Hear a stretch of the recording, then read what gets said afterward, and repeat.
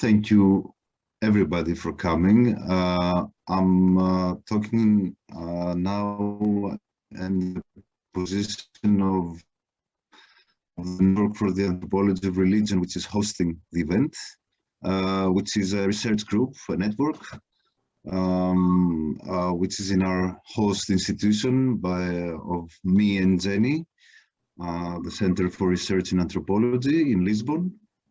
And we are hosting the event, and as a co-organizer of the network, I'm just opening the floor, and just to say I'm extremely honored and very pleased to be here and see so many people, friends, colleagues already present in this event. And I think we can start.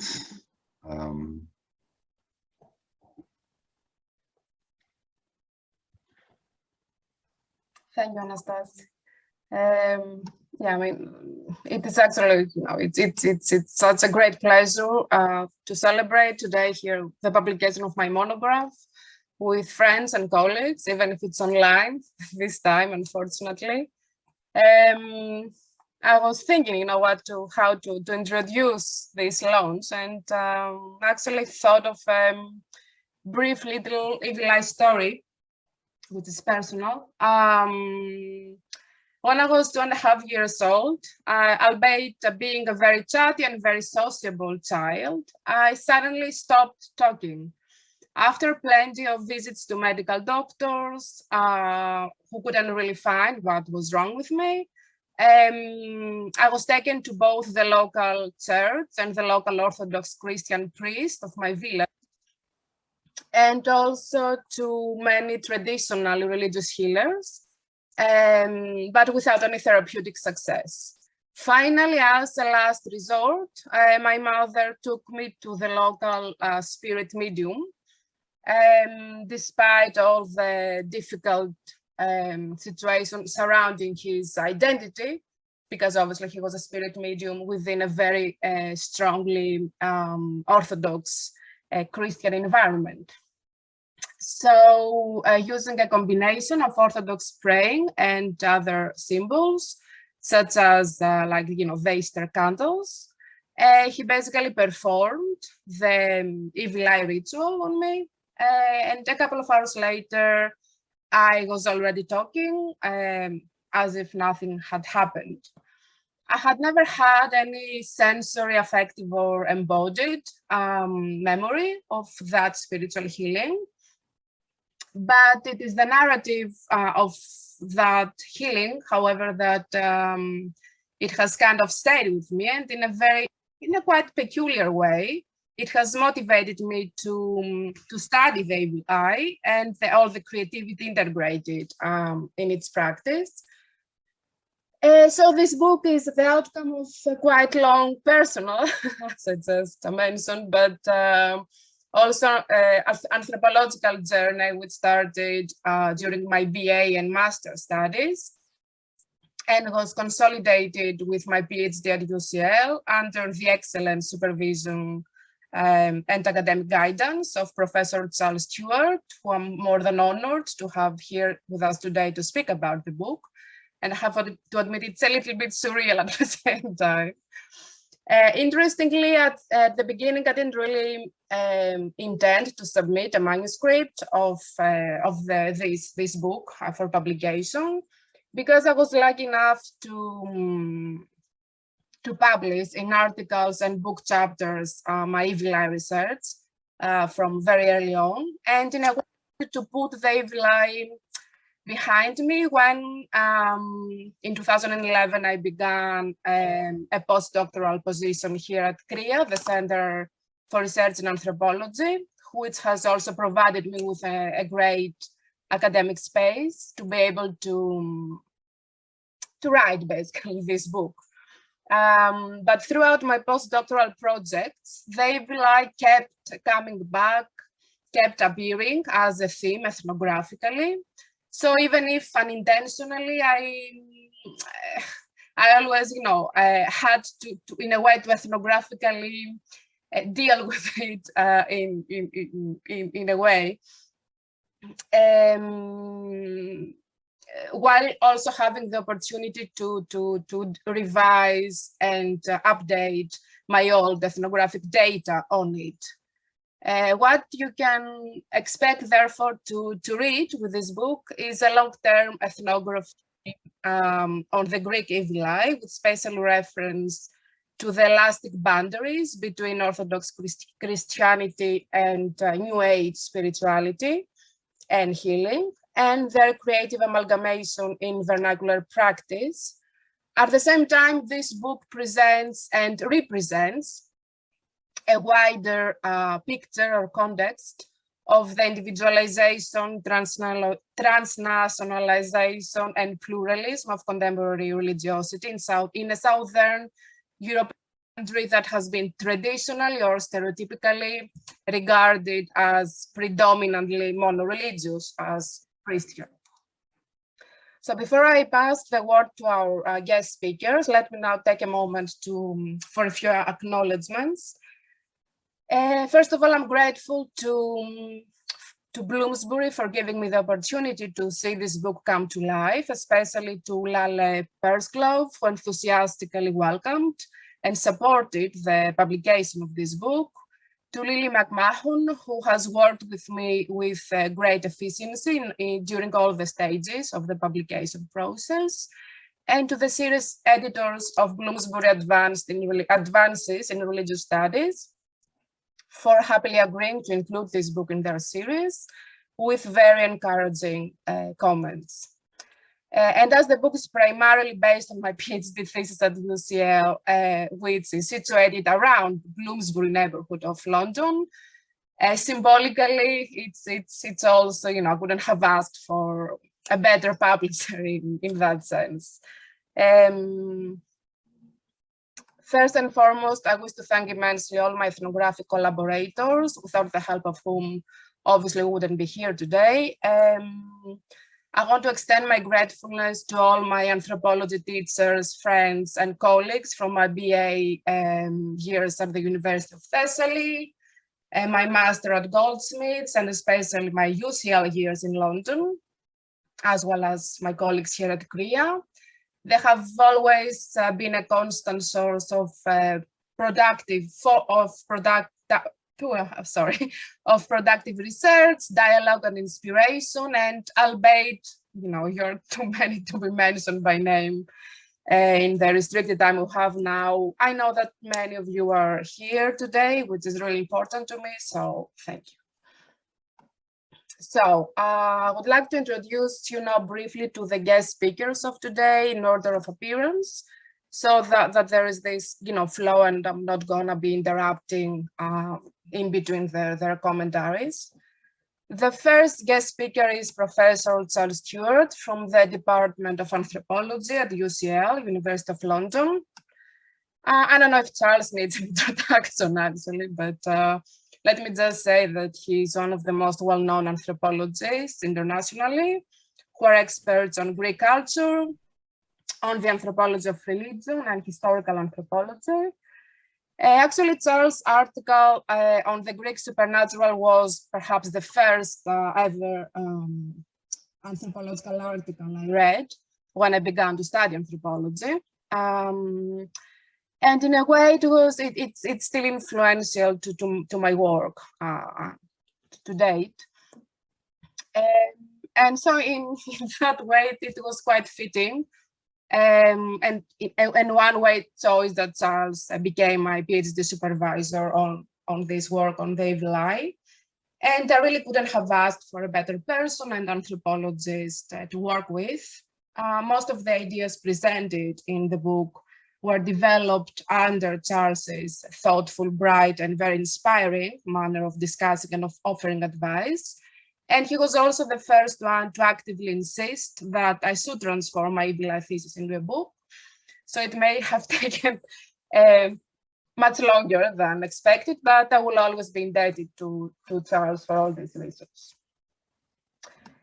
Passing to Professor Diana Riboli, I met Diana, who is an associate professor at the Department of Anthropology at Panteion University in Greece, when my research interests had already shifted from the evil eye to the New Age spirituality and healing, and I realized from the very beginning how similar our anthropological and ethnographic thinking and approach were. And for the last decade, actually, we have been exchanging frequently ideas, theoretical and analytic reconsiderations in the field of her own expertise on shamanism and ethnomedicine, and also about the New Age spirituality, alternative healing, and the creativity of contemporary religiosity. Diana has really been one of the first friends and colleagues I discussed the idea of this book in detail, from the title to the contents, and she has always offered her sharp and critical advice without any hesitation. Moving on to Professor Victor Roudometof from the Department of Social and Political Sciences in Cyprus. Actually, that's a quite interesting story, because while I was wrapping up my PhD thesis, especially in the part regarding Orthodox Christianity, I was desperately looking for a book Professor Roudometof had co-edited on Orthodox Christianity in the 21st century, but for some strange reason, I couldn't find it anywhere to buy it online, basically.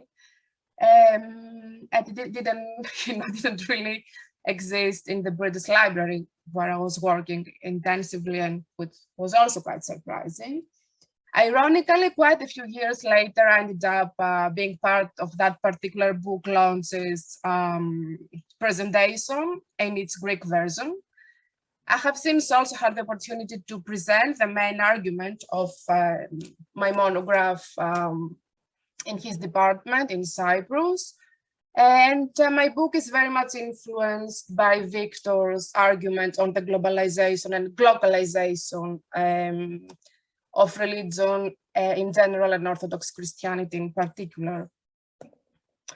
Last but not least, Dr. Anastasios Panagiotopulos has been a fellow researcher here at CRIA during the last decade, and we have been collaborating, especially in the last few years, in developing research projects and analytical concepts, and in co-coordinating other important academic activities, such as NAR, the Network of the Anthropology of Religion here at CRIA. Sharing a strong common interest in the transnationalization of contemporary religiosity, the transgression of religious-spiritual borders, and the creativity and elasticity with which religiosity is lived, I couldn't have asked for a better academic comrade and critic of my book.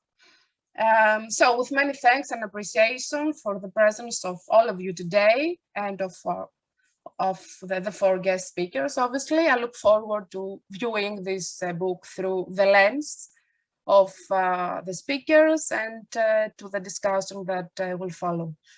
So for the time being, Charles, the floor is all yours. Thank you. Okay, well, thank you, Jenny, and hello, everybody from London, where I am. First thing, Jenny, I'm so pleased to see this book in print, and I'm especially pleased to have it on my bookshelf. In fact, hopefully on many bookshelves, and I wanted to show you where it was, so it's not accidental. It's right here, in between Juliette Duboulay and Ellen Badon's edited volume on popular religion in Europe. But it doesn't have to always stay there. It's in the space on my bookshelf of Greek ethnography, so it might move around, and I can use your Feng Shui advice on the best location for it. So that is what I wanted to say to begin, and that this book is destined to be in libraries, university libraries, and I imagine Bloomsbury is publishing also an electronic version of it, an ebook version of it. So I hope this will sit nicely in everybody's library in one form or another, and most of all, it will sit there as knowledge. And I think you've given us a very knowledgeable book about the evil eye. And it also helps as well in this terrible academic world of research assessment exercises and everything else. It will sit nicely there for you as well. So that's the first thing I wanted to say, is congratulations on the book. Now, Jenny's, in her preamble, already took a number of things, or kind of anticipated a number of moves that I was going to make. This book is not strange. It's not unfamiliar to me. It's the product of long conversations that we had together while I was supervising Jenny's doctoral work. And I remember, I've scripted this before you spoke, Jenny. I remember Jenny telling me that as a child, she used to get bewitched by the evil eye, and she's given you an example of that already. In a few minutes we've been together. So I remember that, and I knew that her interest in the topic, everything she said before, arose partly from this personal experience, and that her book has been conditioned by her autobiography, as a point which you make directly in the introduction. Now, recently, I found myself rereading for, must be about the fourth time, the concluding chapter of Dipesh Chakrabarty's book, Provincializing Europe. And in that, he makes, in the conclusion of this book, it's a large post-colonial argument against historicism, or at least, yeah, it's very critical of historicism. And one of the things that he's most critical of about historicism is its concept of anachronism. So, I mean, anachronism can be a good thing. I mean, it can be quite a sensible kind of perspective. If you're an historian writing about the past, you don't want to say something like Napoleon picked up the telephone and called his generals and told them to make certain strategic moves, because you know that the telephone didn't exist at that time. So historians always have to be careful not to project back current ideas, latter-day ideas that hadn't arrived at the time when they're of the period that they're presenting historically. But anachronism also means, so it means keeping the present out of the past, but it also means, and this disturbs Chakrabarty more, is keeping the past out of the present. And so, so there's this, you know, it's part of historicism's basic progressivist and linear kind of perspective on time, that things should improve and the past should drop out and be past, and the present will move forward from the past. And so that's why things like the evil eye are viewed pejoratively as signs of backwardness, superstition, and in short, non-modern kinds of practices that do not match up with science or a scientifically informed society. So, I mean, Chakrabarty has concerns about India and so on, but for Jenny's case, I think it transfers over to this problematic central to her book, what's the evil eye? So there's a need for, you know, anachronism is a kind of negative viewpoint, which shores up and strengthens the idea of modernity and the progressiveness of modernity. And people who are holding to outmoded practices, even if that's wearing unfashionable dress, stuff that's been is passé, or you know, people who ride around in horse-drawn carts, and people who are convinced of the reality of the evil eye, are all occupying some sort of anachronistic space, and the viewpoint there is that they should get into the present. So Chakrabarty gives a really nice example of this in the biography, or the book by Jomo Kenyatta, the first president of Kenya, where he talks about growing up in a Kikuyu village in Kenya, being completely familiar and brought and inducted into the world of magical practices and ritual and religious healing and so on that went on. And Kenyatta went on to study with Malinowski at the LSE. And then he published his book, Facing Mount Kenya in 1938, where he wrote that in his own personal experience, magical treatments worked by a transmission, quote, telepathically from one mind to another. The magician's suggestions are easily transmitted by vibrations to the brain and thence to the mind. And he suggested, end quote, and he suggested that if magic were studied scientifically, it would be classed as, quote, occultism and not dismissed as mere superstition. Now that caused some embarrassment for Malinowski, who he had invited to write the introduction, whom he had invited to write the introduction to his book.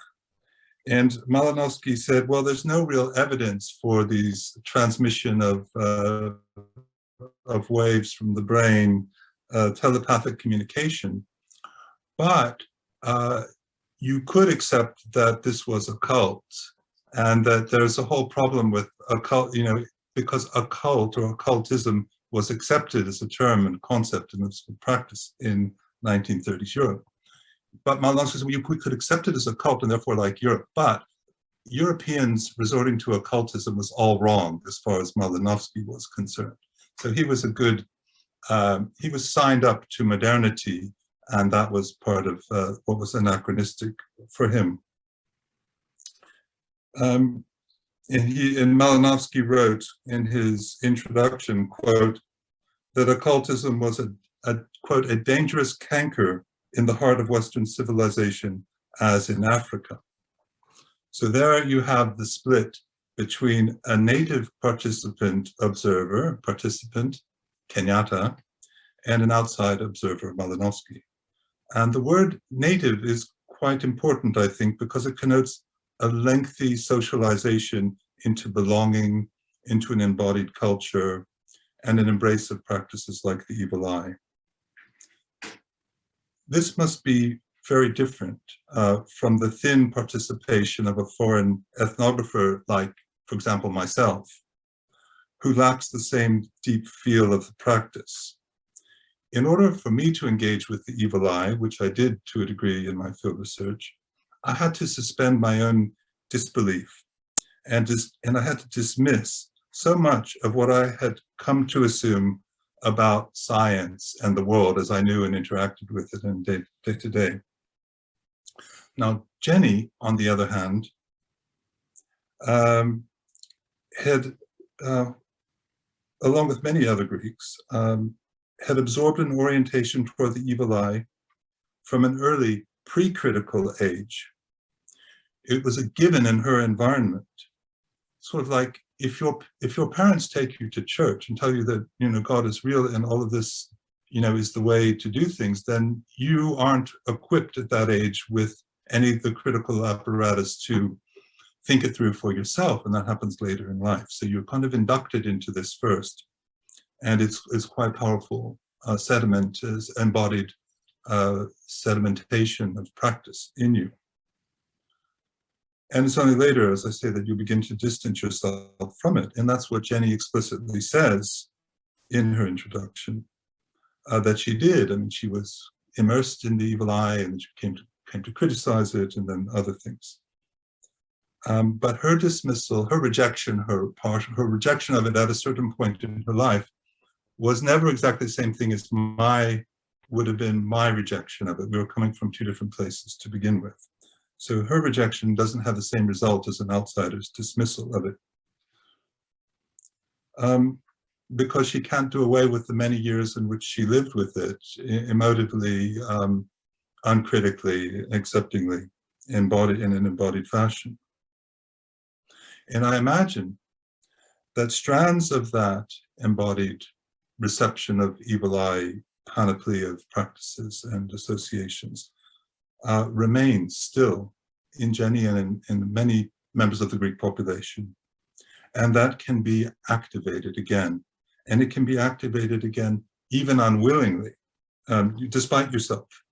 As, for example, if an atheist, someone who was brought up in the church, but then renounced it and became atheist, could experience something quite powerful by walking into a village or local church that they used to go to when they were much younger. Even, as I say, despite their rejection of it cognitively. It's kind of like the monks who I was quite interested in, who had renounced their worldly life, but could still be disturbed by thoughts of that worldly life in their monastic existence. And in fact, most of their effort was to control those thoughts coming up. So I imagine this is the case for many Greeks who have been this kind of, various shades of rejection and reception and to the evil eye. And so Jenny is part of a population, with similar kinds of positions and attitudes. And her ethnography obviously reflects many encounters with the evil eye as a participant in the therapy, certainly as a friend with whom people could discuss their experiences with the evil eye. Some people feared Jenny as someone who could cast the evil eye upon them.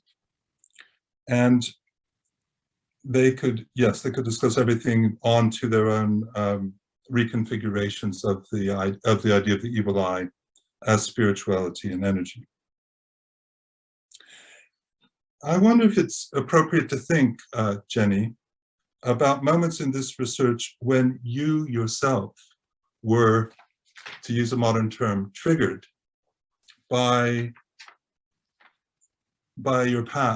these images and research on the evil eye, by images from your past and experiences from your past that would invade your present,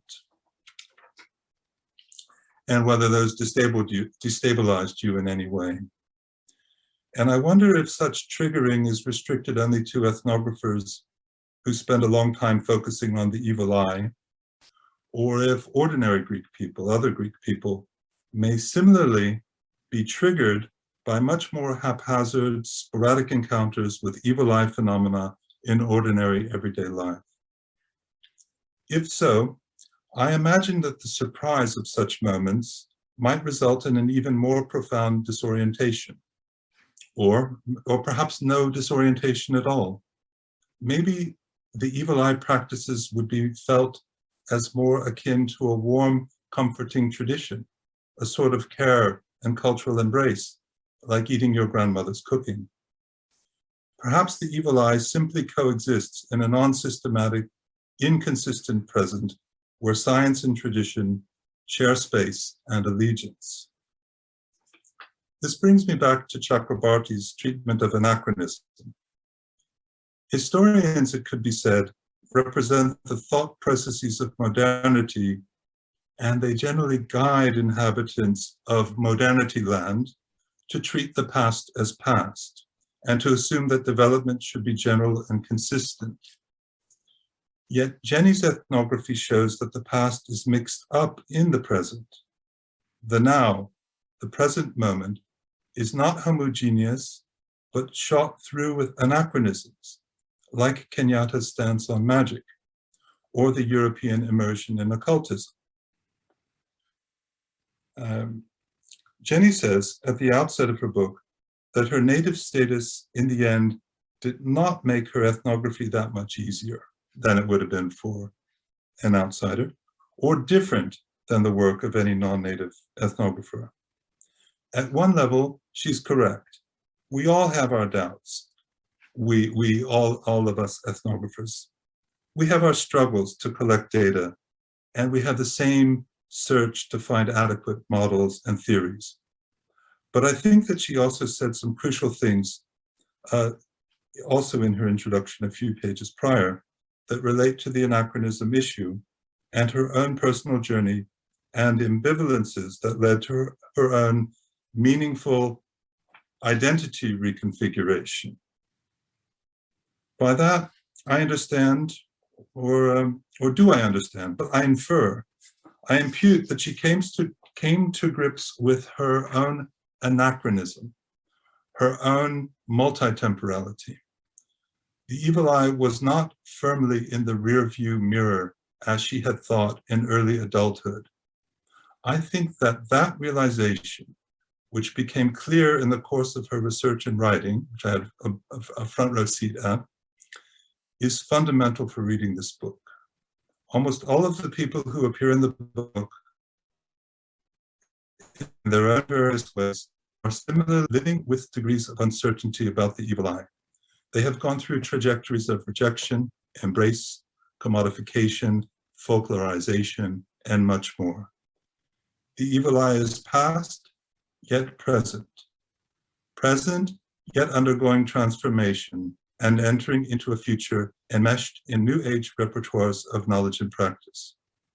The individual ambivalencies and disparities in orientation to the evil eye point to a plural now, not one which has been leveled by modern strictures of anachronism or homogenized according to scientific views. In rendering this world, Jenny has inevitably drawn on her own personal history of knowing, rejecting, and yet never escaping some relationship with the evil eye. In this, she might share a lot with many other Greek people who have undergone variations of this biographical experience. I believe that this has given her some advantages of insight into her subject matter and guided her to write a book focusing on the multiple ways in which people imagine the evil eye and the new frameworks in which they are fitting it. Instead of an embarrassment from the past, the evil eye is becoming a talisman for the future. Thank you.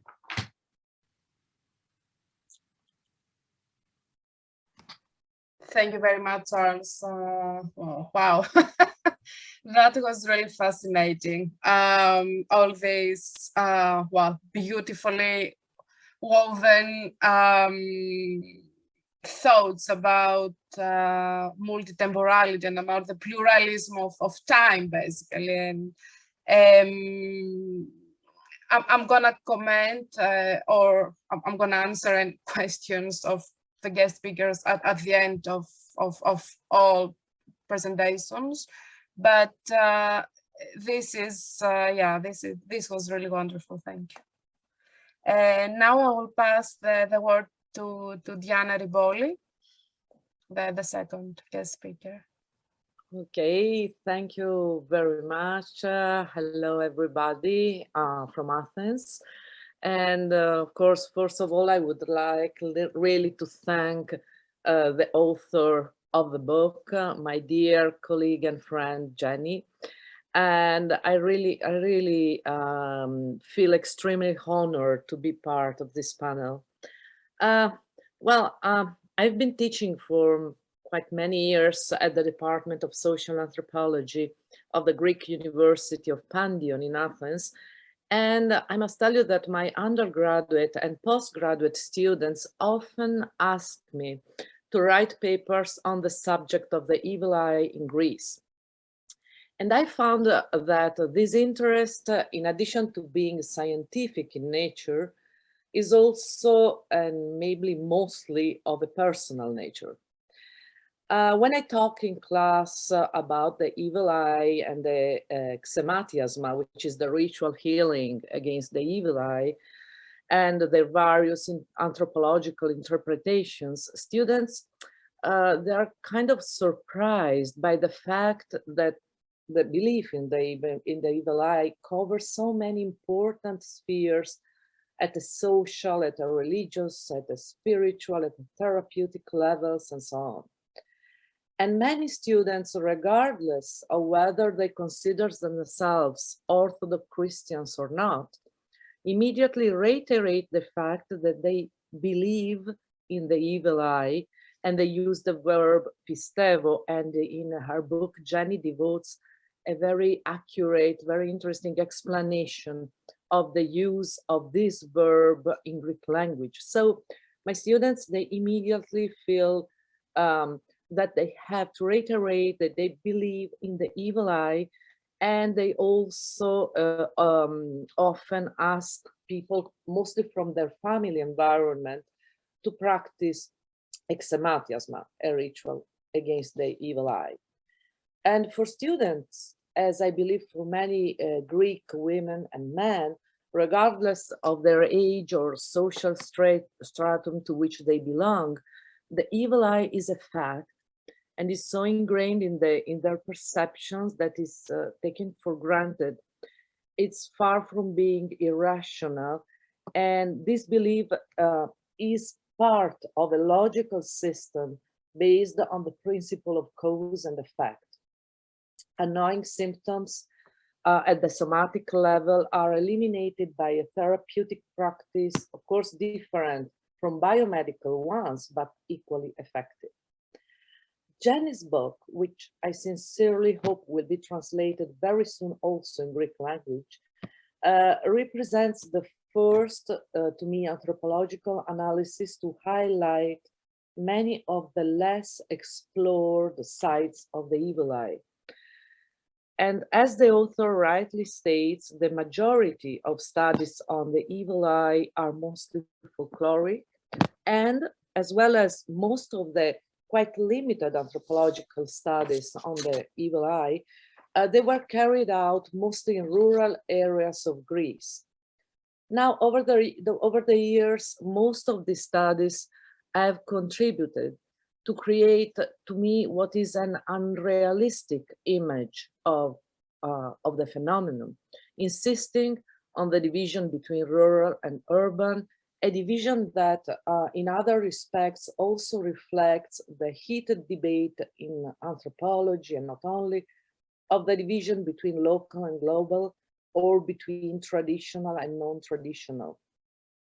The problematic nature of these categorizations and terms have been highlighted by many leading scholars, and reading Jenny's book, I was particularly struck by the fact that her study finally breaks down many barriers, the raising of which has often been facilitated by academic interpretations.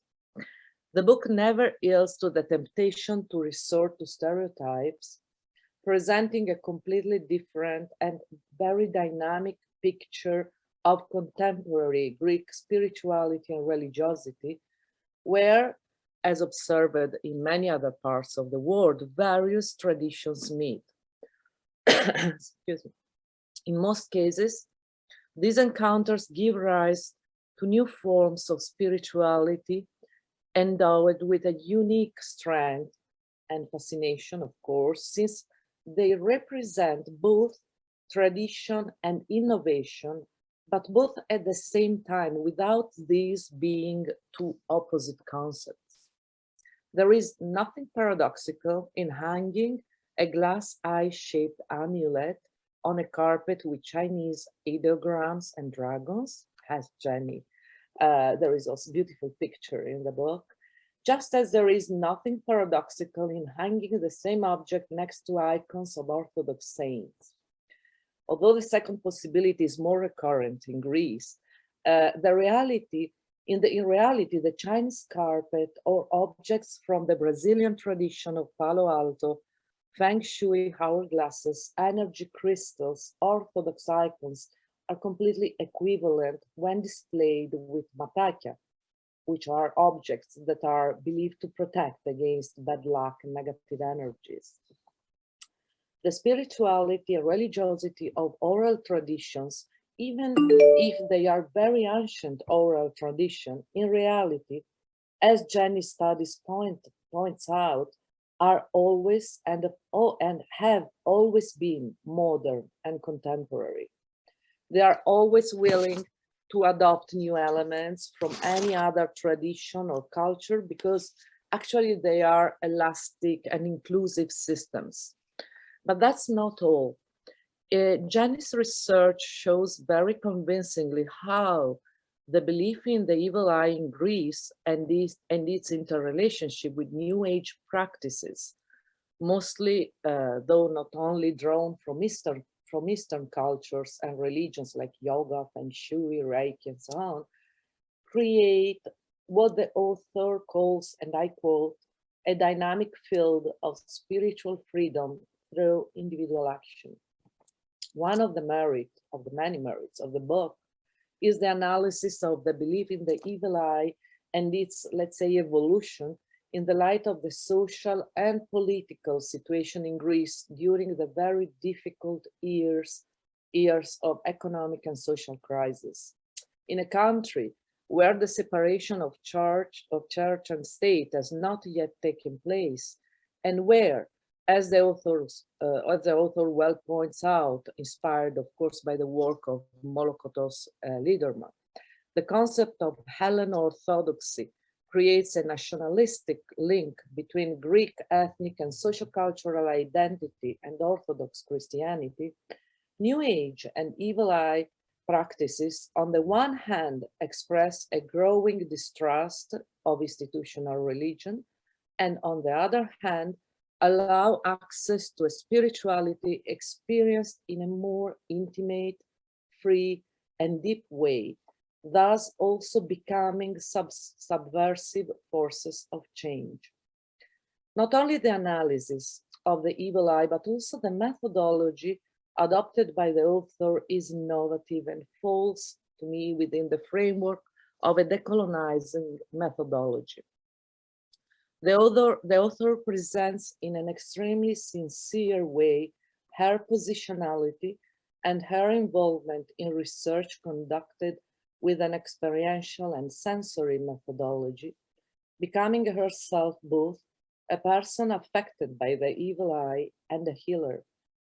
A part of the book that I particularly appreciated is the one in which Jenny describes in her conclusions, actually, her attempt to help a Japanese friend suffering from something like evil eye, an incident in which, in addition to herself and her friend, other women in Jenny's family were involved. After an unsuccessful attempt, the anthropologist vividly describes her bewilderment, or what I would dare to say fear, following the onset of strange and very disturbing bodily symptoms. Anthropologists who study religious, therapeutic, magic systems in various cultures are often protagonists of stories similar to the one described by Jenny. But there are still very few researchers who describe their experiences also at the sensory and bodily level during incidents of difficult explanation that occurred during field research. And even fewer are the researchers who include these experiences among their methodological tools. Among the first, maybe Paul Stoller, that in the research conducted with Cherry Laux on Black Magic of the Songhai of Niger, published in 1987 in the book In Sorcery's Shadow, said to have been sucked in as an unknowing agent of sorcery, starting to believe he could cause the death of someone. Or Neil Whitehead, that during his study in Guyana on Canaima, a form of what he calls dark shamanism, began to believe that deaths of relatives and friends occurred thousands and thousands of miles away were somehow connected to his research. Mostly, however, the description of these incidents come from anthropologists who study other cultures, let's say exotic cultures, while in the field of the so-called anthropology at home, especially in researches carried out in urban capitalistic environment, this kind of description, this kind of methodology are still almost non-existent, at least to my knowledge. So in conclusion, I believe that this book represents a very important contribution, both on a theoretical and on a methodological level. In Greek, there is a particular expression to wish success to a new publication, and the term used is kalotaxido, which could be translated with something like, I wish this book a good, safe, happy journey. And so really many congratulations to the author and kalotaxido to her work. Thank you very much. Thank you very much, Diana. I think you captured very well, you know, that part of the more therapeutic and the more personal and sensorial aspect of the, well, the challenges, but also the struggles of fieldwork, and also of analyzing such practice that involves a lot of embodiment. So let us pass now to the third guest speaker, Professor Victor Roudometof.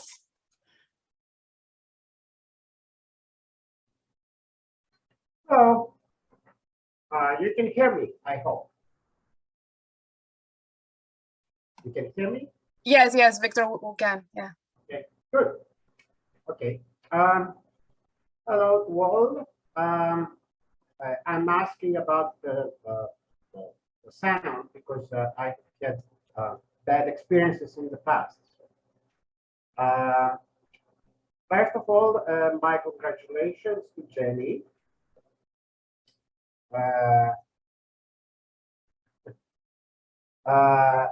Who comes from the same part of Greece as me, and we share a lot in backgrounds, and certainly a lot in terms of our experiences. And that also is something that gave me a different insight into the book. Also, I would like to congratulate the previous two speakers for their wonderful statements, and also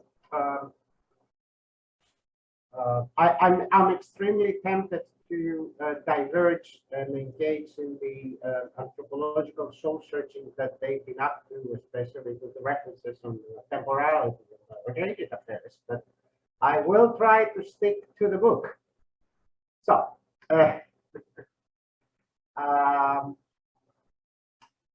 Jenny's book about the ritual practice of the evil eye is a breath of fresh air in an otherwise grim everyday reality. I should preface my remarks by telling that I have first-hand experience of the practices described. Hence, she's writing about something that, at least for me, alongside perhaps the majority of Greeks, is a lived reality. So this is not just academic, although certainly it is that too. Now, the practice of the evil eye is selected here in this book as the main theme of study because of the intertwining between Orthodoxy and New Age spirituality. Both of them are seen merged in a sort of everyday performances. The spiritual amalgamation between Orthodox religion on one hand and New Age spirituality currently experienced and practiced in Greece is a fundamental new development in culture and society, in the sense that it is a 20th century phenomenon. I should make it rather explicit that, based at least in my experience, all of these things that we call the Easternization of the West are phenomena that have some history in Greece. They've been going on for several decades. But regardless, they have become more popular in more recent years than they were in in 1980 or so. But they were there. The assumption that people live lives that are completely isolated from others is not really an accurate assumption. So in her book, Jenny demonstrates in painstaking detail how vernacular religiosity and spiritual creativity go hand in hand within the field of religious practices. Her book shows both the critical distance that people maintain from official forms of religion, officially sanctioned forms of religion, and at the same time, how people are reflexively engaged with various forms of religious or spiritual practices.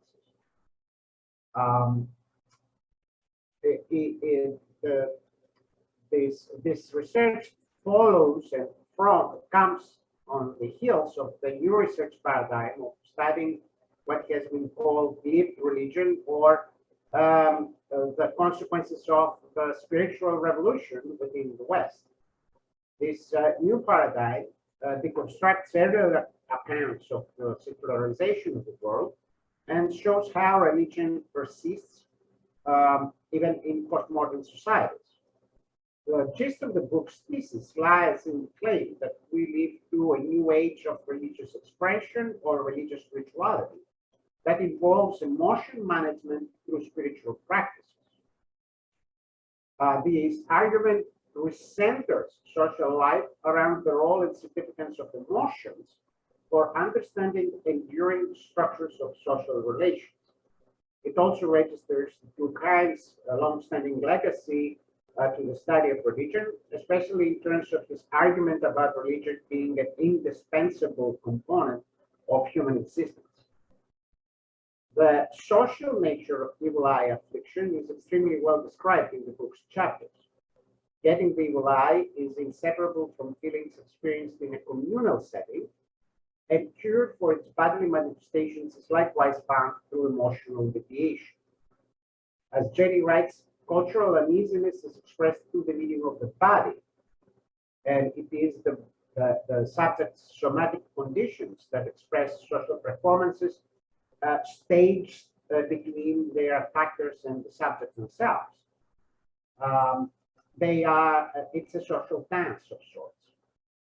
People act and interact, confronting their social relationships in a process that results in power acquisition through energetic embodiment and sensory interaction. While this approach carries with it elements of Kaufman's dramaturgical perspective, it's important to highlight that cultural performances operate through meanings that do not merely emerge from within the interactions themselves, but rather they are contingent upon pre-existing repertoire of cultural practices, spiritual symbols, and accumulated social memory. Social life, in other words, does not simultaneously emerge solely on the basis of interactions and out of them. Rather, these interactions are rituals that operate according to a cultural repertoire. That does not negate the actor's centrality, in the sense that actors have the ability to select the extent of their beliefs and the extent of their involvement with spiritual practices. Evil eye has to be related to the famous principle of collectivist control exercised in Greek society to reinforce conformity among the actors. Just like other societies do, for example, Japan comes to mind in that respect. Greeks have their lives built around the issue of what other people will say. In other words, their social lives are structured through social regulations that mutually reinforce restraint. Of course, obviously, if you are like me or other people who might not necessarily care about what other people say, then you have different opportunities.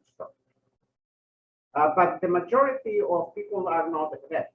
Academics are self-selected. Greeks, like Italians, are deeply vested in gossiping, just like Cyprus. Cyprus is famous for a society that exists in order to gossip. In other words, people want to know everything with regard to how their acquaintances lead their lives. Who is having a relationship with whom, what is the next door neighbor is doing at home, and so on and so on. Jenny writes in her books, and let me quote directly from the book: gazes, eavesdropping, the smell of what the neighborhood cooks, the taste of freshly made cakes and meal, the touch of a friend's newly bought blouse. These are some of the examples that she mentions to highlight sensory interplay that occurs in daily social communication. gossiping or simply thinking about someone is capable of causing the evil eye. And when the evil eye is cast, the power of one's spiritual energy affects another person's body from distance. A spiritual interaction hence takes place, feelings are exchanged, and the evil eye is bodily perceived and felt through this form of channeling. It is, of course, impossible to separate the author's individual biographical details from the presence on processes that she highlights. Village life is filled with such practices, or even urban life, especially when the city's inhabitants remain urban villages, to use Herbert Gann's class of phrase. Small cities, like the one I do, usually demonstrate a less pointed but nevertheless equally claustrophobic trend toward the same practices. Urban life, of course, alters the foundations of the affliction, and Jenny is acutely aware of that when she writes that the difference between a rural and an urban locus, as far as the transmission of the evil eye is concerned, exists. In Rethina and Thessaloniki, the evil eye is cast within, but also beyond the boundaries of the spatially and socially familiar. More often than not, her interlocutors attributed the evil eye affliction to strangers rather than members of their own social circles. The stranger, of course, here can become a source of evil, imagined or as facts. I have to concur with your observation that, in your own words, it is not an easy task, nor it is desirable for someone to admit that she can actually cast the evil eye. I have to say this because I've been accused of doing that. Overall, the evil eye is confronted by a perpetual multiplicity of bodily and emotional experiences. And by casting out the evil eye, the subjects partake on an everyday performance, a social drama that is unique as it sits according to the demands of the occasion and the audience. Embodiment plays a vital part in the therapeutic process against the evil eye, such as the interpersonal healing processes and the somatic sharing of ill symptoms. The symptoms are present on the human body just as it would happen with any other type of biological illness. While Jamie points out that men and women are equal partners in therapeutic healing, I have to admit that, at least from my own experience, this practice of healing tends to be dominated by women. In fact, the gender component of the study might not be that accidental. Mediterranean societies are traditionally seen as macho cultures, at least on the surface. And it is not necessarily far-fetched to suggest that in such societies, soft power is exercised through emotions, and that makes it easier for women to appropriate it and use it as a power base in their interactions and social exchanges. As a good anthropologist, Jenny highlights the extent to which materiality is centrally situated in the evil eye practice.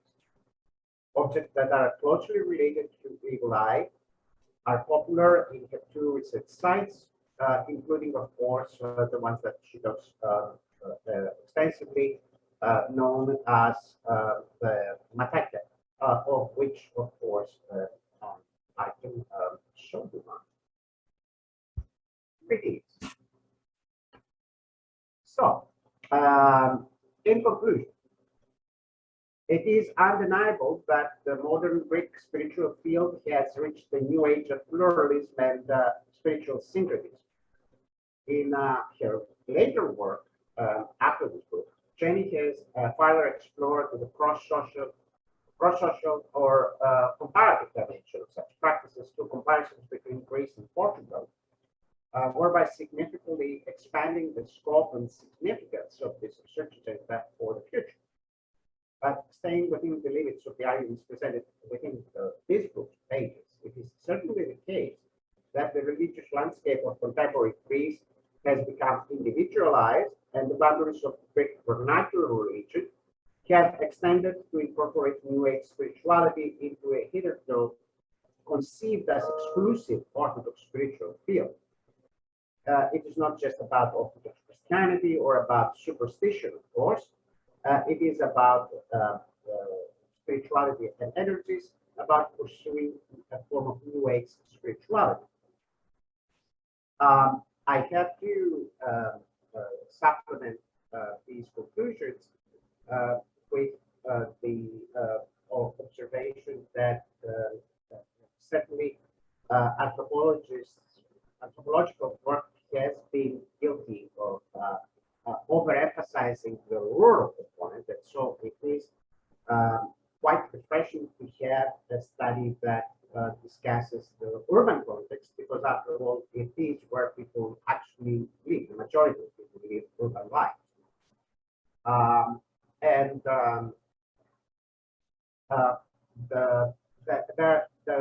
There are many fascinating questions about the issue of temporality that was raised, but I think that's best left for discussion. So overall, I've been delighted to read the book, and I'm very happy that this work has shown how traditional ideas about modernization as secularization are really not representative of the world that we live in. That's something that is a very welcome addition to our work. Thank you.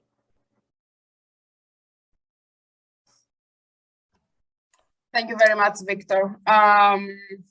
Well, I think it's very important to have like a more sociological approach to the evil eye, especially since well, all these very, very influential theories and theoretical arguments that at least I think many anthropologists, but for certainly I have used them in my work regarding the lived religion or the spiritual revolution claim. I think it's really important to address the sociological aspect of studying practices such as the evil eye. And thank you very much, because you have presented this in a very dynamic way, placing emphasis also to the other aspects of the evil eye, such as the material culture of it, which is really important. So let me pass now to the last but not least speaker, Anastasios Panagotopoulos. Thank you, Jenny. I feel like I have to reinvent what I have to say, because I'm the fourth in the row and many things have been said already. I don't know how I will do it, but perhaps I will also give more emphasis to the last comments I wanted to make, perhaps also as a chance to open some kind of discussion, maybe later, or food for thought, or however you want to call it. I would like to begin with my feeling of reading, just reading the book. And it's funny because I was reading the book. If you know Jenny, it's like Jenny talking to you, and it's I find it a very positive thing to strike a very, very good balance between simple but not simplistic way of expressing yourself. So it was a very pleasant reading. which doesn't mean that it lacks sophistication, but also it makes you, it doesn't take you necessarily by the hand to tell you to develop a huge labyrinth of argument, but just lets you make your own thoughts, conclusions, or questions. And I enjoyed that a lot because especially I find it more and more difficult to engage with what you it is presented as completely necessary literature reviews, extensive literature reviews. I think that we are at the moment that literature is abundant, but perhaps there is missing a kind of direction. And I think that this loss of direction is also reflected ethnographically in your book. And I will explain myself a bit later. Many things have been said already, which I wanted to say. I think it is important that in the Greek context, what is presented is exactly what you mentioned also today, but also in your introduction, as Greece being traditionally presented as a mono-religiously oriented country. So even the sole fact that we get an alternative image of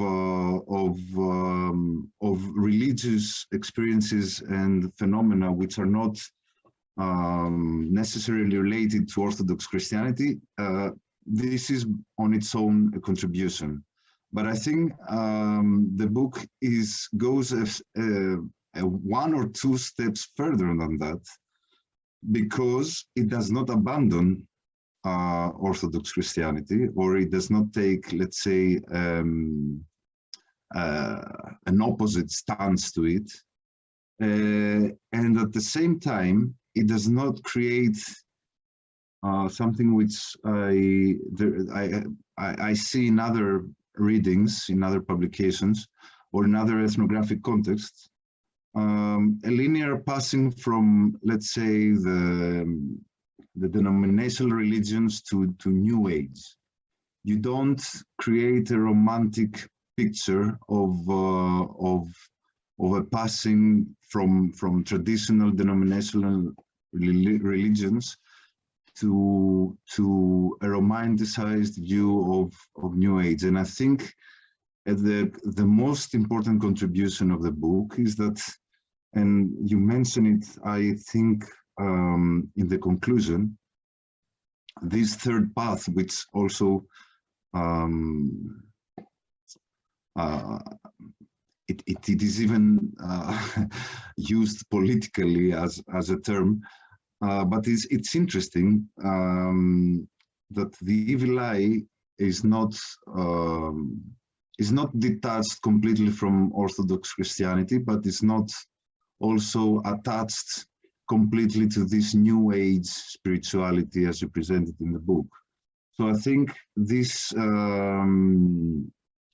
this third path, which I think it's difficult because it's not very easy to pinpoint and make it tangible, I think it's the most the thing that most made me think, and I think the thing that most makes you want to talk more about, both for the Greek context and perhaps any other context.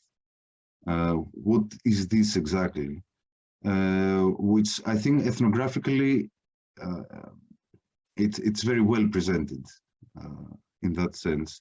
And I would make similar comments to all the previous speakers. For example, this emphasis on the somatic experience, which on the other hand does not go in contradiction to belief. At some point, I think you make a discussion on belief, and parting from the fact that it's an emic, indigenous term, belief, it's used a lot.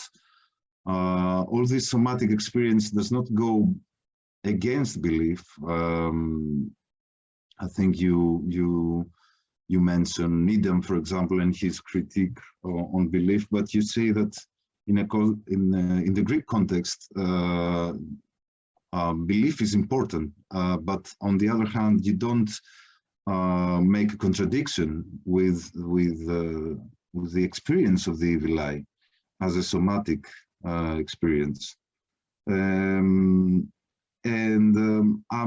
trying to, let's say, come to terms a bit with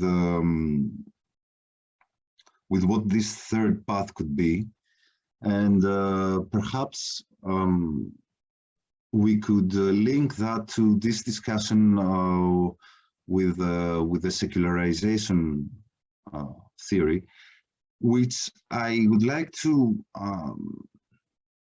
Here is a bit also my critical point to put to the book, which on the other hand, it's not important because you don't analyze it too much. And we've had many discussions together, and we're trying to find a meeting point because I think we agree more than we disagree on that.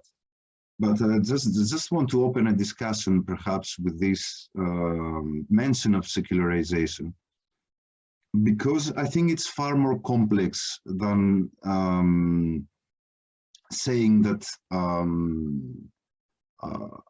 you mentioned, but very few times in the book, that Greece is not exactly, has not turned into a secular state and has not been disenchanted. I just want to open a discussion here on the secular and try to find also a way to come into terms with this third path, and say that as I view it is that the secularization process has two elements which are almost contradictory with each other.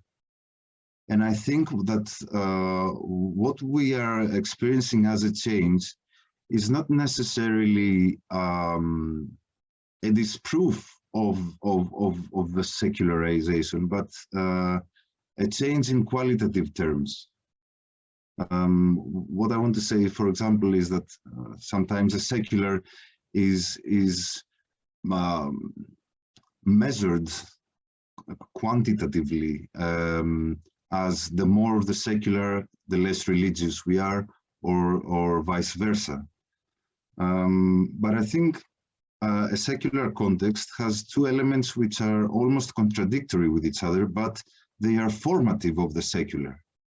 One of these two elements is institutionalization.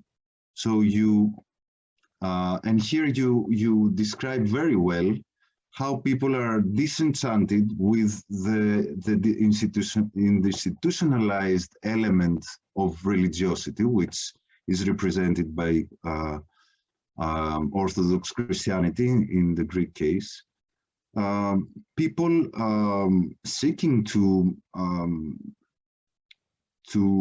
not to be represented by institutions, religious institutions, so which is, I think, a vital part of the secular, the institutionalization of religion, and at the same time creating these spheres of life which are fragmented, the political, the economical, and the religious, so that you get spheres, a hierarchy of spheres, placing religion in a secondary place in this hierarchy, at the same time institutionalizing it.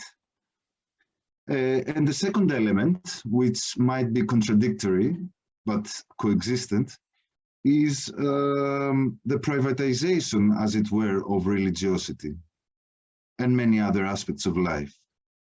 And with the privatization of in this case, religious life, there is a lot of freedom. So on the one hand, you have institutionalization of religion, and on the other hand, you have privatization. And if you see the secular context as being consisted of these two apparently opposite elements, then what I think is changing is the way the secular is being manifested, and perhaps the religious behaviors or experiences or needs of the people are being more satisfied within this more private realm, let's say, which doesn't mean it's individual. It is a social collective phenomenon, but it breathes more in this sphere rather than the institutionalized sphere. Now, here, one could say that this is New Age spirituality. This is what is happening, let's say, from the 60s in other more developed countries, let's say. So the evil eye is part of that. But I think that we should resist this kind of understanding and see how the evil eye could be really a third path, without taking it too seriously or too literally, what I'm saying, but just as a way to think through your ethnography or your analysis as well. And I would say that another interesting element which comes from your interlocutors is that, firstly, this distrust or not being completely satisfied by being represented religiously from a centralized institution like Orthodox Christianity, which would make that denominational religion as too immanent, not too abstract also, but too immanent, too much bothering itself with down-to-earth life, power, relationship, institutions. But on the other hand, you have this, and this, I mean, it's not so evident in your book in the sense that New Age spirituality is not the central focus. But I'm wondering whether neither this New Age hyper postmodernism is very keen to Greeks or to the evil eye practitioners, because perhaps it's too private, too individual, but also at the same time maybe too abstract. And it also shares some common aspects with Christianity. For example, a very concrete example, both in what, at least in what you describe briefly, both in Christianity and New Age spirituality, there is this abstract, maybe in Christianity is called God, and in New Age spirituality, energy, but it's this too abstract substance, essence, or however you want to call it, which is essentially benevolent. One big difference I saw with the evil eye is that dedicating 2 chapters to matiasma, the act of giving the evil eye, and xematiasma, it's part of the same thing, the same, let's say, religious field or spiritual field, provoking evil and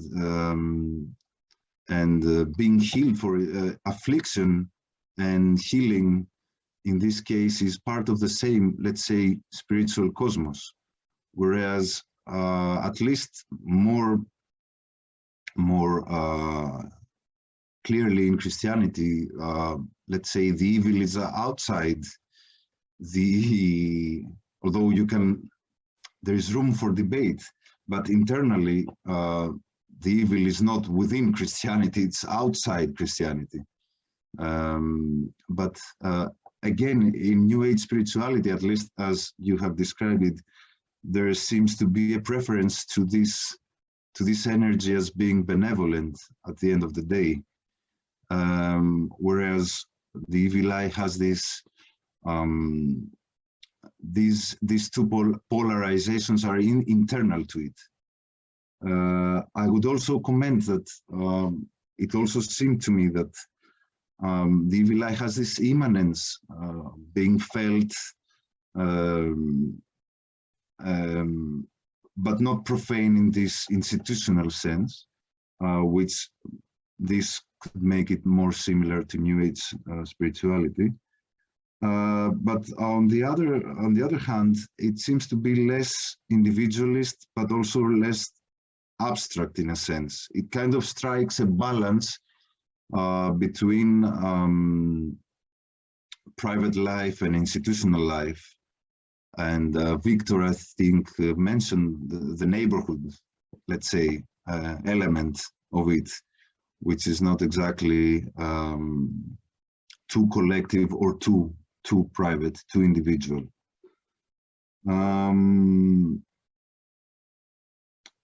It's a very brief question. I'm just now, the sequence of my what I'm saying is not exact. It's disrupted by the fact that many things have already been said. I wonder if, I mean, I cannot think of, but is there an indigenous term or similar to the word spirituality? Because even that might be an indication that New Age exactly is not fitting, at least on its own, in a Greek context. It needs an evil eye as well, and it needs a bit of orthodoxy as well. Is there, because if you translate it literally pneumatikos, pneuma, it sounds perhaps to Christian as well, I don't know. How is New Age spirituality being translated as a term in Greece, or is New Age? But that's a short question for the end.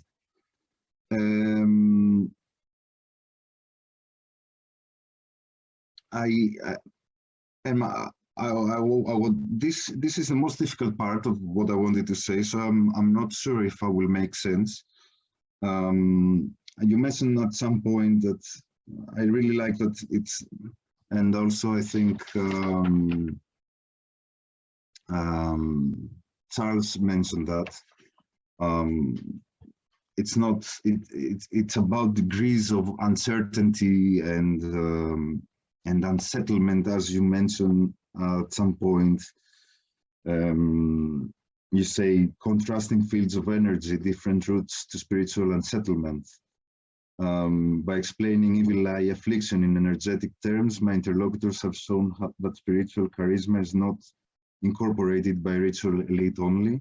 It inspires and helps, which is what I was saying about an emphasis on therapy, on affliction, on crisis as well, which, as Diana Riboli also mentioned, perhaps there are interesting things to say in various levels of crisis. Now we are getting a crisis after a crisis. I think that this third path also that is sought by the practitioners of the evil eye, but maybe we could even make a much broader effort, like, as you said, for Victor, sociological, I don't know how to call it, to place it in a much broader context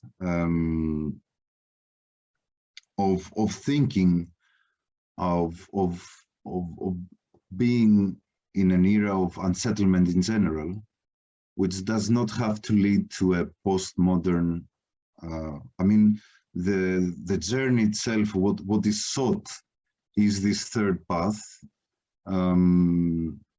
avoiding too much institutionalization, centralization, or too much abstraction, too much transcendence, but also too much private individual experiences. This third path as a general effort to find within this plural, as many of the speakers mentioned, anachronistic, synchronistic era, to find this third path, and I'm kind of making now, I'm not saying that the evil eye expresses that or even instantiates that, but just it makes me think that, of course, the linearity of modernity, of even secularization has been critically severed, but there has not there is not exactly a clear third path that has been arising, and even the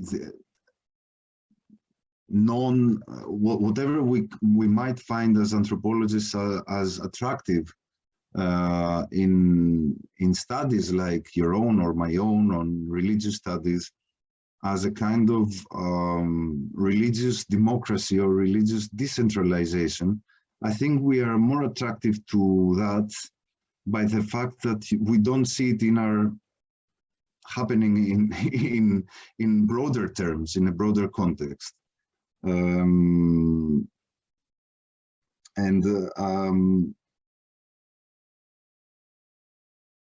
Yes, I think what also the example Gianna Riboli mentioned with the Japanese friend also, I think it points to this, but in a very indirect way, to a kind of alternative universalism that the evil eye could suggest, a bit counterintuitive to an anthropological approach, which you are sensitive just to local context. This kind of even uncertainty about, but being felt, also suggests a kind of universalism that the evil eye might suggest, which transcends cultural borders, and also, as we've been working together with this term of trans-religiosity, the transgression of borders within religious traditions, but also between what is considered as religious or non-religious at the same time.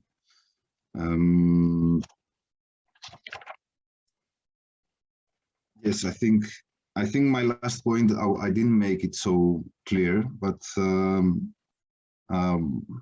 if there is chance, we could discuss it more about it in the discussion. I think that's all for me.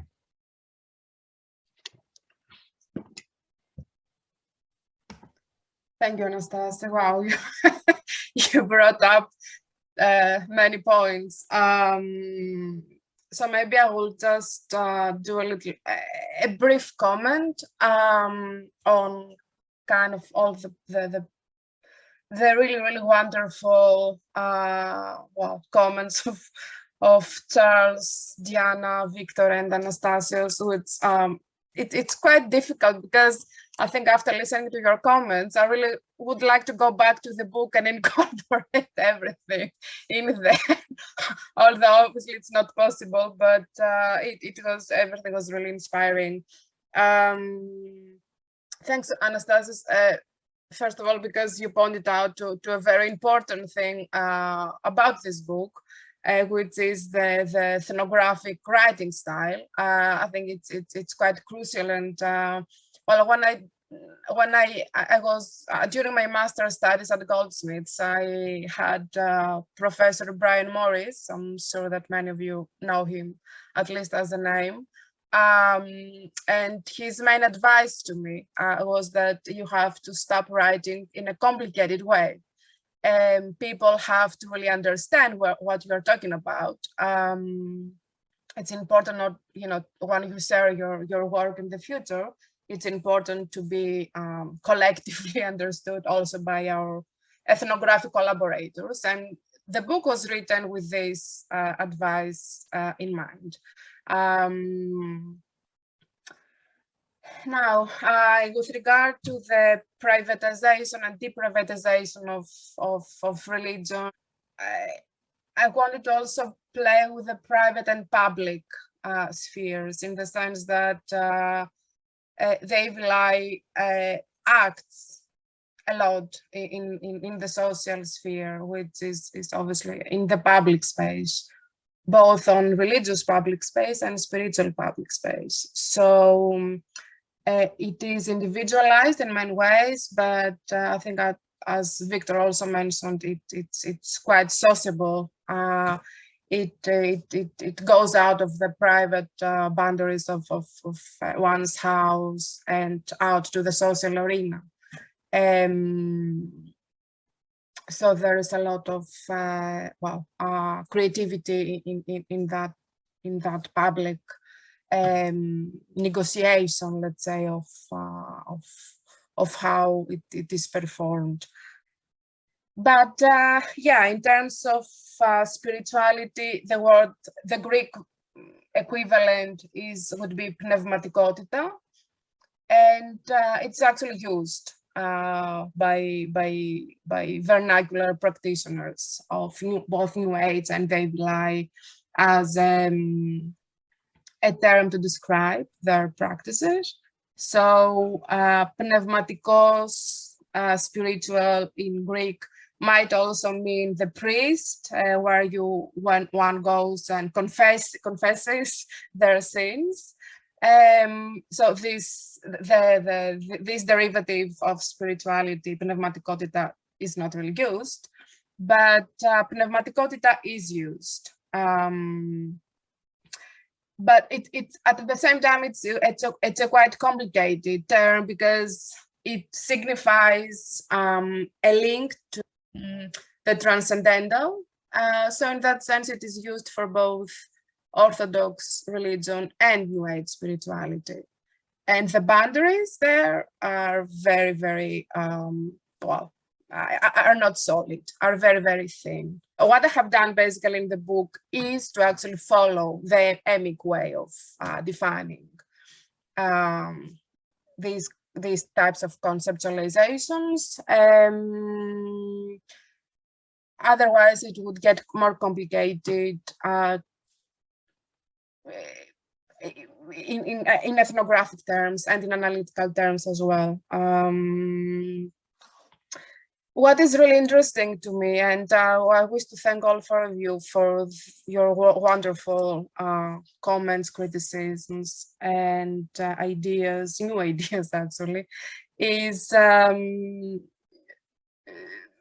this breaking up of boundaries. And this is actually what the whole book is about. And as Anastasis mentioned as well, we have been working recently on the term of transreligiosity, which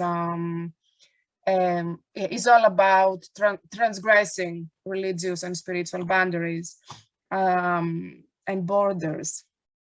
So to me, it was really interesting to see in all four commentaries how you actually used divisions in order to demonstrate how they can be broken. I was particularly fascinated by, this idea of what Charles mentioned about this pluralistic notion of time, and this question about whether while I was in the field, while I was doing ethnography, whether I was going back and forth in my own temporality. And it's also really interesting that I decided to open up this book launch with this story from my childhood.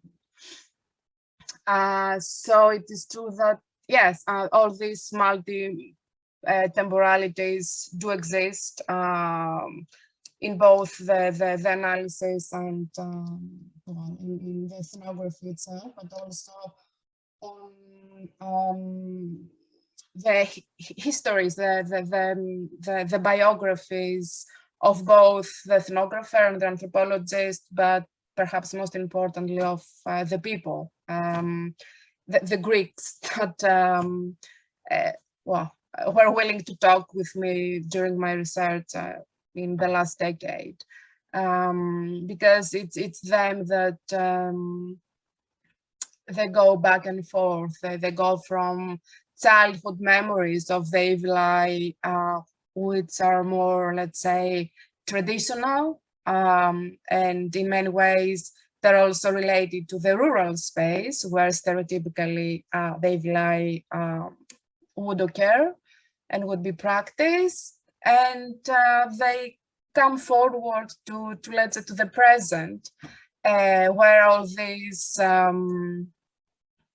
pluralism and all this amalgamation of Orthodox religion and New Age spirituality exists in lived religiosity. So to me, this is the most interesting, let's say, part of it to see, but not in an evolutionary way. It's not like from the past to the future, from the rural to the urban, from Orthodox Christianity to New Age spirituality. It's all about a mixing of all these boundaries of the elasticity of boundaries, as I would prefer to call it. And I think this is why I was quite inspired in a way in my thesis, but also this is how in a way, I end the book in the conclusion of the metaphor of the crossroads. Crossroads, well, as Charles has written also, are very spiritual, very powerful places, and well, they're supposed to be full of spirits and full of, well, benevolent, but also, you know, potential evil forces. So, you know, I have this, and this also goes to the ideas about secularism and the individualization of religion, because in what was my argument and what I have used also in the book regarding this metaphor is that the Evlai is standing somewhere in the center of the crossroads as a powerful practice. And then we'll have Orthodox Christianity coming from one way, atheism or secularism or non-religion coming from the other way, and the New Age coming from a third way. And then they all kind of meet each other at the center of these crossroads, and they, well, take a creative fourth road, where, well, you know, where all these creative blendings of vernacular religious practice occur. Yes, yes, Charles. I'll make a comment if nobody else. I've just thought give a chance to people. But thanks to all the commentators, my fellow commentators, it's extremely interesting. And I don't have my fingers on the pulse of Greece. I haven't been doing field research there for a while, but I thought all of the commentators, apart from myself, really pointed to, yes, this new space opening up of the New Age. Your book is certainly about that. But I wondered, you know, like Diana said, this is a Greek Orthodox, you know, it's Helleno-Orthodox country. So what does it mean? And politically, what does it mean? And how important, you know, what's going on politically to enter into this New Age space? Is that a kind of act of rebellion, resistance, liberation? How, if at all, is it political? That's what I wanted to ask.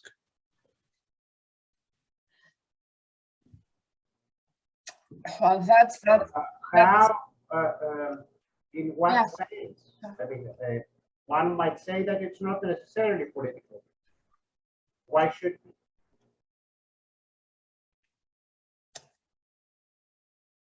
Sorry, Victor, could you repeat, because I couldn't really. Why it should be political? Why it should be political? Yeah, insofar as it's breaking away from what could be, you know, ostensibly a national identity where Orthodox Christianity goes together with one of Greekness and Greek citizenship, and so on. I mean, one would want, you know, there's evidence for that. Well, I mean, it's, you know, it's there's a national Orthodox Church, And you know, some of the kind of movement in society, like over the identity card business and so on. You know, that's the question. I mean, you know, does it present, you know, does it cause any friction, or does it raise any kind of sense of something verging on apostasy, for example? I mean, that will be a fine line that people have to dance with how much into the New Age are they? That's what Jenny's talking about. It's a quite fine line, but you know, this is it's a question, and yeah, it's the things that Anastasios was bringing up about what kinds of problems does it solve, and how does it solve them, and is it solving? So there's a possible entry to the political there. Is it able to do something that's not being done for people by institutions, by the state, by the church, and so on? So in that sense, it's an open question from me. So I'd like to find out more. Now, I think in many ways, I think, Charles, you're right. I mean, it is political in the sense that, well, first of all, when I did my ethnographic research back in 2005 and 6, Archbishop Christodoulos was in, let's say, in power. He was the Archbishop of Greece, and for those who don't know who he was one of the most, well, he was actually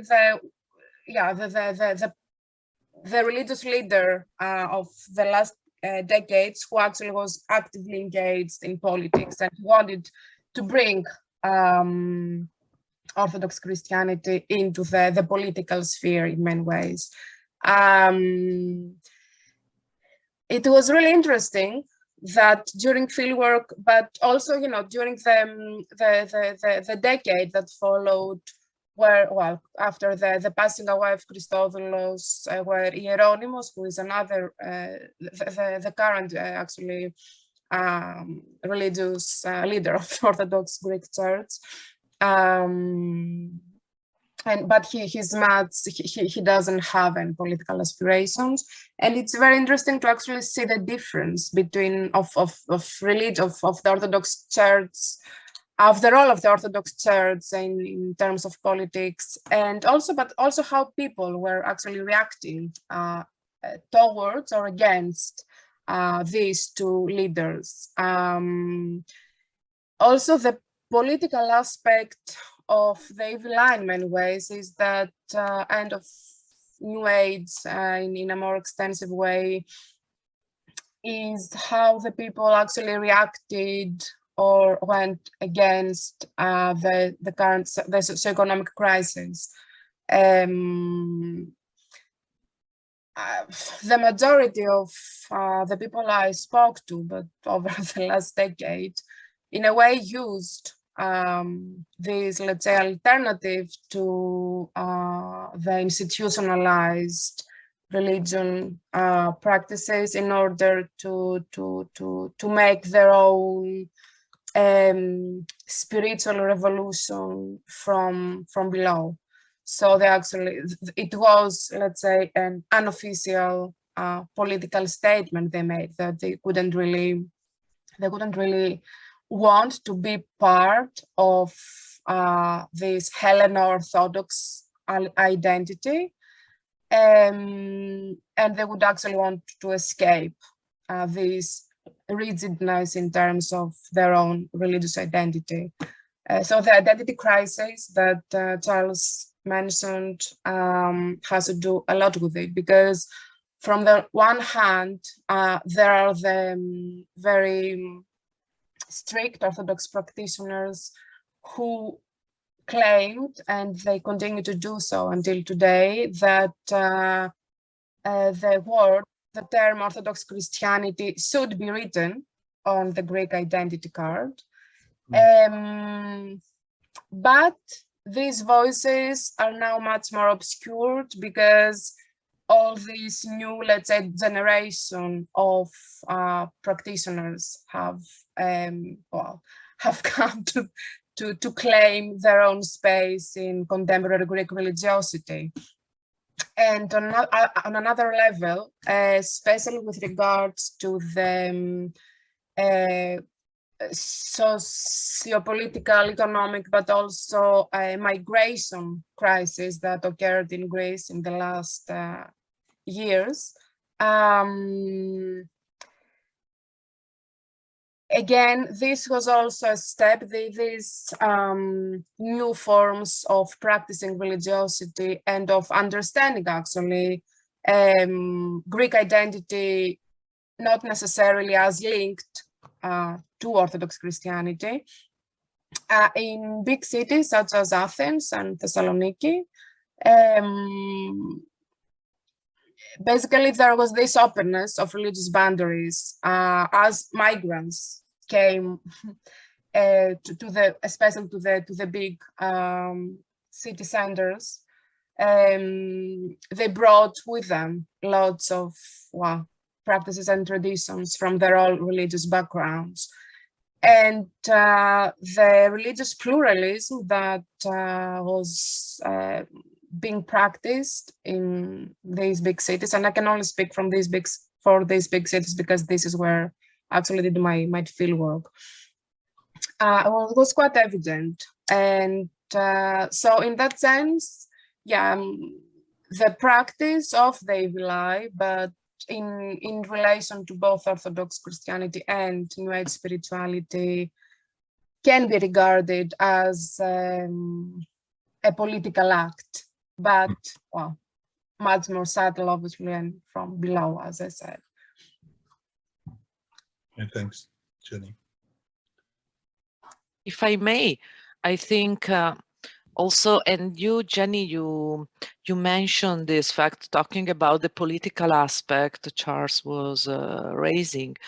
I think probably much more research should be conducted on this point, but it is true, and I think you mentioned, Jenny, that well, let's say the expansion, the rise of the New Age in Greece, that was a little bit in comparison with other countries. It was also, and especially the critical position against the Orthodox Church was also in the period when the Orthodox Church had really problematic, let's say, relations with the Golden Dawn, so with the extreme right-wing parties. So I'm pretty much sure that quite a large part of the population was somehow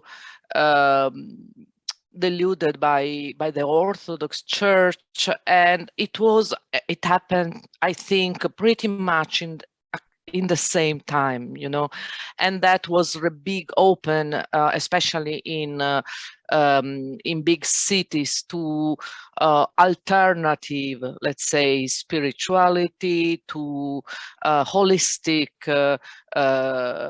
therapies and so on. I guess that, I'm pretty much sure that this was not just by chance, and it would be very interesting a research exactly on this point, let's say. But in this sense, also it can be interpreted as a political, let's say, response to the rise of Nazi party. Okay.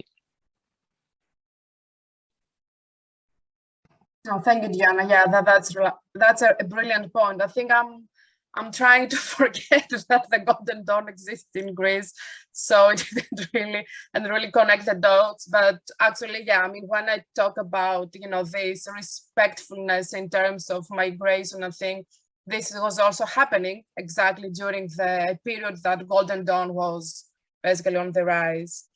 So, but also, what I would like to add is that the embodiment can also be a political act in many ways. So just by embodying the evil eye and